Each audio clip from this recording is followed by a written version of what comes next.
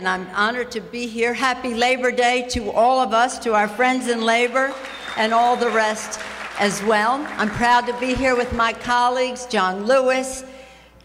Jared Polis and Donna Edwards are our two red to blue co-chairs. That means they're going to turn those red districts into blue, and their being here emphasizes the importance of California. Aren't we proud of Donna Edwards and Jared Polis? Thank you. And Jared mentioned that he was gay, but he didn't mention that he is the first, he and his partner Marlon are the first gay parents in the Congress of the United States, with beautiful baby Caspian.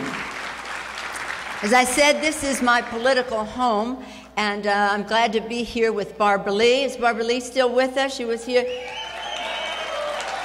There's Barbara Lee. She'll be speaking at the convention, a key role on the platform committee, with Maxine Waters.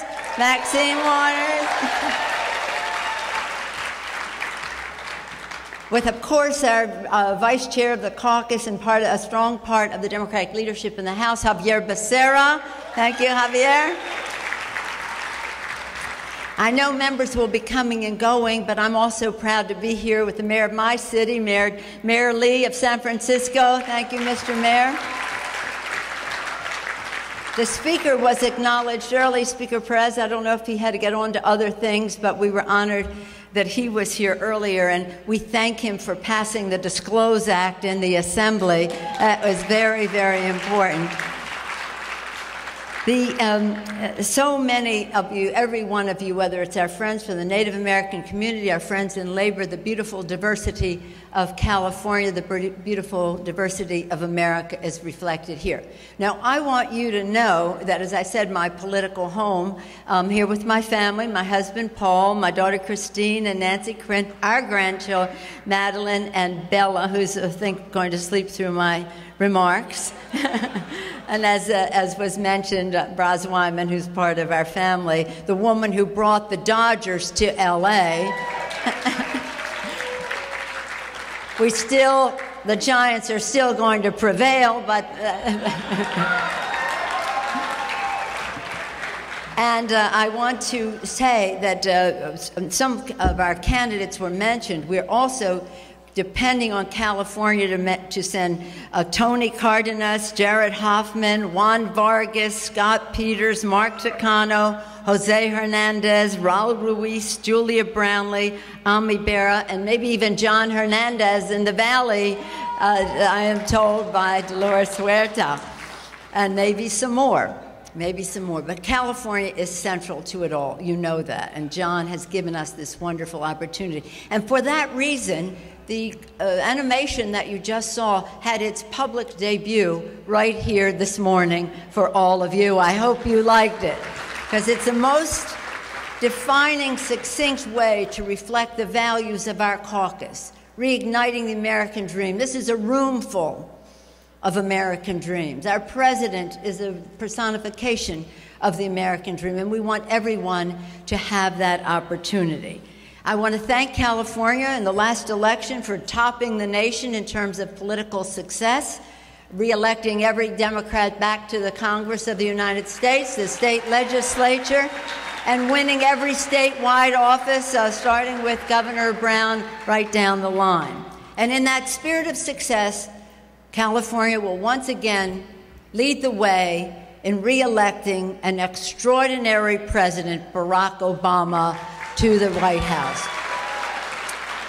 An extraordinary president who in no ordinary time, this is a very unusual time, this extraordinary president took our country from the brink of depression, from the meltdown of the financial institutions, and took us forward. President Barack Obama was a job creator from day one. From day one. 1 week and 1 day after his inauguration, we passed the Recovery Act, saving or creating 3.5 million jobs. It's important to mention that. And to tell your friends that in 1 year, President Obama, under President Obama's leadership, more jobs were created in the private sector than in the 8 years of the Bush administration. Tell a friend. Do you see their convention about more jobs in the private sector under Barack Obama in 1 year than in 8 years of the Bush administration? And so he has, with his dedication to a strong and thriving middle class, succeeded under the 2 years we were in power, in the majority. We were 4 years. We even worked with President Bush to get some things done, as opposed to the Republicans who have obstructed him in the last 2 years. It's important to know, though, that obstruction is their political philosophy.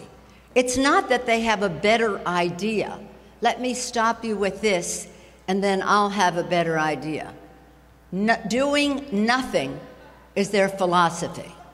Doing nothing. They do not believe in a public role.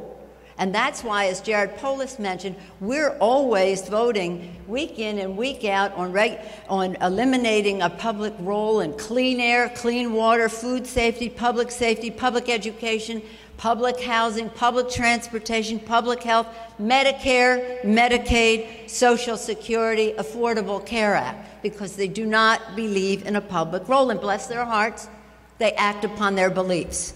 And it's not a healthy thing for children or other living things in our country. And so we must win this election. Everything is at stake. This election has been called the most important election of our time. Have you ever heard that before? But it is. This time it really is. Or else they just keep getting more important. And here we are. Here we are at a place where, as the president said, we can choose to go forward or we can go back. In other campaigns, again, we've been told it's the most important campaign. There are many names on the ballot across the country and in our state, and we've talked about some of them this morning. But on the ballot, in addition to their names, is nothing less than the character of our country. Medicare is on the ballot. Medicare is on the ballot. We will preserve and strengthen it. We created it, and we will not let them take it away.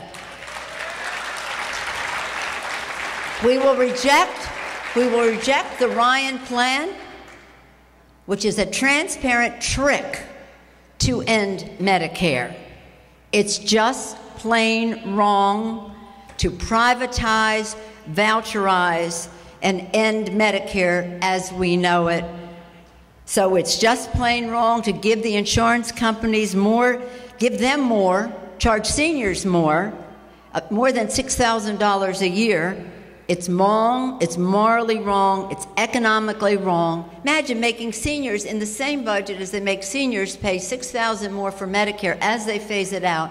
They're giving a tax cut of $160,000 to the wealthiest people in our country. It's just plain wrong. It is not a budget that is a statement of our values. So when we go to the polls in November, we have to ask everyone to vote for Medicare, to vote Democratic. Social Security is on the ballot, too. Democrats passed it. Democrats have always defended it, and we believe in it. It was a Republican president, as a matter of fact, Ronald Reagan, who sat down with the Democratic Speaker, Tip O'Neill, to preserve and extend the life of Social Security for future generations. But not this generation of Republicans. That is not what they are about.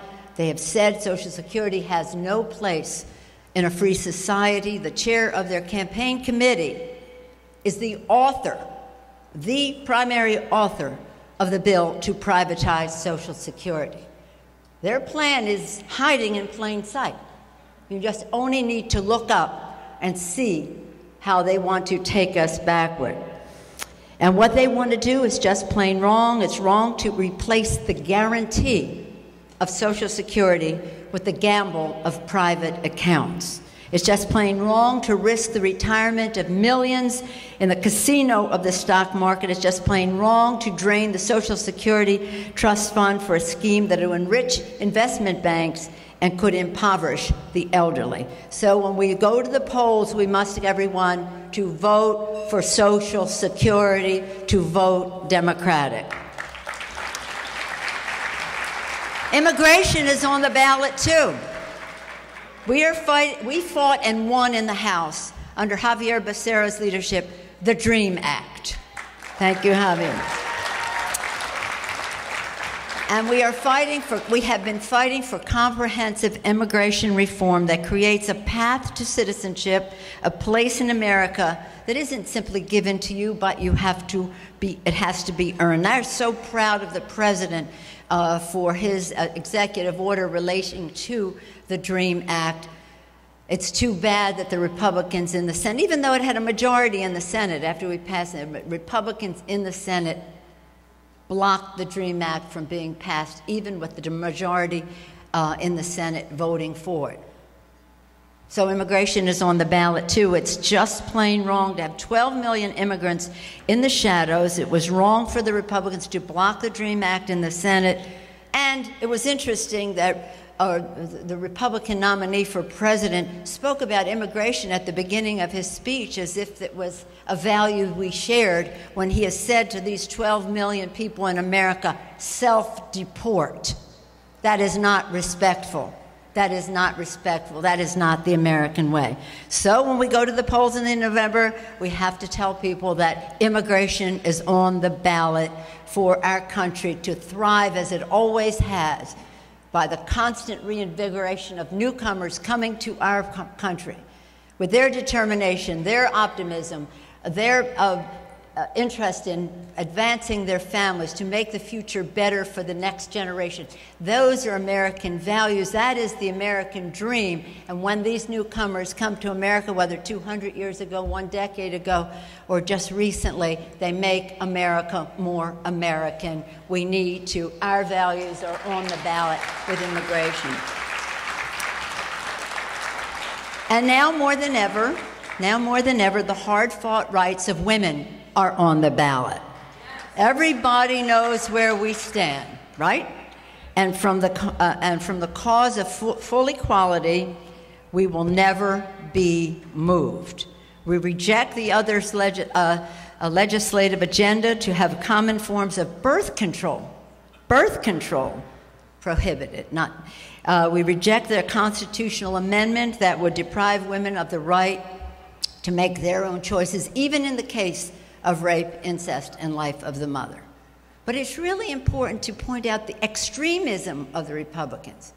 They may have a religious view about abortion, but birth control, that they would shut down the government of the United States rather than fund Planned Parenthood. What more do you need to know about them? They who do not believe in a public role except when it comes to a woman's right to choose. And so we reject their ugly, unworthy, and unbelievable extremism that redefines rape. We reject the plan of opponents to diminish safeguards for women on the job. We reject their plan to undermine equal pay for equal work, and we reject their shameful campaign to weaken the Violence Against Women Act. Democrats reject the Republican attempt to repeal the Affordable Care Act, because under this law, no longer is being a woman considered a pre-existing medical condition.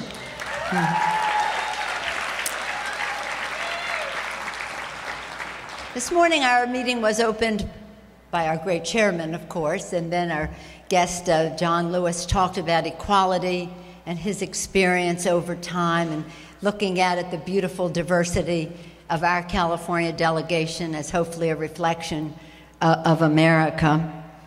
It's really, that equality is on the ballot as well. And as John was speaking, I was thinking of the Reverend Martin Luther King Jr. being a disruptor, and John Lewis being a disruptor.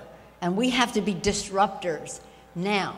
But at the time of are you ready to be a disruptor? At the time, it was important to note that Martin Luther King traveled to India, talked about the principles of nonviolence of Mahatma Gandhi, and the word in Sanskrit for nonviolence is the same word for insistence on the truth. Insistence on the truth. And as John was speaking, I was thinking that's what we have to do in this election. Insist on the truth. Because the other side has no commitment to it. I mean, say what you will about our differences in philosophy and the role of government. At least we should be dealing and stipulating to some facts. But we have a responsibility to insist upon the truth. And one of those truths is about equality. And I'll talk a little in a moment about what will happen at the polls. On another frontier of commitment, we fight to end discrimination against our brothers and sisters in the LGBT community, to establish marriage equality, and end employment discrimination by passing ENDA. And what are our opponents for? They have written prejudice into their platform, and they would write discrimination into the Constitution of the United States.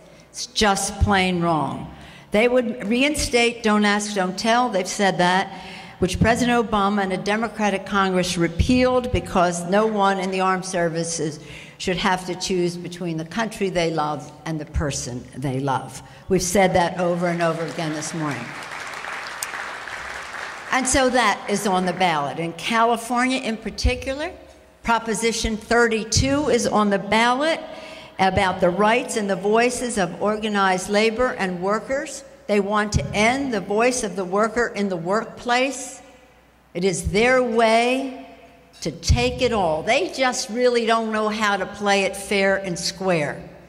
They have no confidence in the value of their ideas and the strength of what they propose. And so what do? They try to undermine the strength of organized labor in our country, which has been the bulwark for a thriving, successful middle class in America.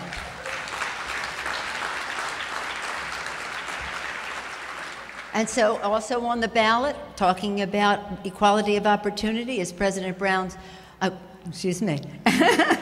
going back a few years, Governor Brown's initiative, Proposition 30, so that we can have equality of opportunity and education and the rest for our folks. So on Election Day, these two are on the ballot, and we must pass Prop 30, and we must defeat Proposition 32 very resoundingly. When we do, we will be voting for liberty and justice for all. Labor's fight is our fight in this. And so they're not separate questions, they're all connected. Simply put, they're at the heart of the question of who we are as a country in this election. An America that advances the many or just enriches the few. The choice could not be clearer in these two parties. An America that advances the many, not just enriches the few. An America that offers ladders of opportunity for all, that creates jobs, instead of saying no, no, no to every initiative President Obama put forth on job creation, and then say he didn't create enough jobs. An America that opens college doors and reduces costs for students instead of cutting Pell Grants. Imagine they want to cut Pell Grants, and letting the banks profit from overcharging for student loans. We stand, all of us, for the middle class and all who are striving to get into it. Right, Barbara? All who are striving to get into the middle class. So on this Labor Day, we remember a message of Walter Reuther, a great president of a progressive UAW some years ago. He said, "You cannot separate the ballot box and the bread box. They are connected. If we want the right policies, we have to change the politics that exist today, here for us today." That is why when we see them suffocating the airwaves with endless, secret, special interest money to undermine labor and workers' rights in our country and all across the board, suffocating the airwaves, endless special interest money, suppressing the vote across America, and poisoning the debate with such misrepresentations that the average person just throws up their arms and says, I don't get it. That's a victory for them. Confusion is their method. And as long as people are confused about what the misrepresentations are that they're putting on the airwaves, suppressing the vote, poisoning the debate, that's their, along with obstruction, confusion, not a very positive agenda. So, what are we going to do? As John Burton will always say, and I won't say it exactly the way he says it, don't agonize, organize, all right? I am issuing a dare to all of us. Dare, disclose. Thank you, California Assembly, for passing the Disclose Act. Disclose. I'm Nancy Pelosi, and I approve this message. I have to say it. I have to say it. How come these people who are putting millions of dollars into these campaigns that doesn't have to be disclosed in a political ad? You know what they say? Why wouldn't I give $100 million or $200 or $300 or $400 million? It's going to save me billions of dollars in taxes, whether it's a state tax or special interest tax for big oil or whatever. So that must be stopped. So disclose. Amend the Constitution to overturn Citizens United. We must do it. And President Obama has made this statement very, very clearly. Reform the political system of campaign finance. Let's have public funding of campaigns and get rid of all of the fundraising that is there. We can do it. We did it in the late 80s. President Bush Sr. vetoed the bill, but we can do it with a Democratic majority again, and that's why the Disclose, Amend, Reform requires elect reformers who will get that job done. Take back America as a democracy that our founders intended and sacrificed everything for. A democracy, a government of the many, not the government of the money. We have to make that change. So we're going to campaign against the money. People have said we have to raise money. The sad thing is we have to raise money in order to eliminate money from the process because we have to win. And one of the ways that we have been successful is with our grassroots fundraising, and I thank all of you for participating on it. But here's the thing, and that's where Campaign 2.0 comes on, Boot Camp 2.0 comes in. This is going to be won on the ground. We have to have the money to play the air game, but we can convince everybody. If we don't pull them out, then we're just having a conversation. We have to have an effective political action, this intimately. Mano a mano, door to door, neighborhood to neighborhood, precinct to precinct, district to district, in order for us to win the House for the Democrats, to retain the control of the Senate, and to re-elect Barack Obama and Joe Biden to the White House.